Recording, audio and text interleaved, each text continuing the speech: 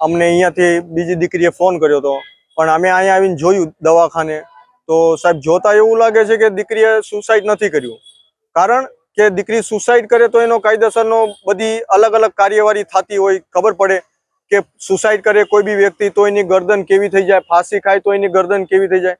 પણ કાયદેસર સાહેબ આના અંદર આ છોકરીને, મારી બેન તુલસીને કાયદેસર એને મર્ડર કરવામાં આવેલું છે. અને મર્ડર કરવા માટે આ 3 વ્યક્તિ છે, એક શિવો, એક અજય અને એક રવજી, અને માસ્ટર મેન્ડ પરવીનભાઈ ચેખલિયા જે હાલમાં નાગનેશનો જ છે.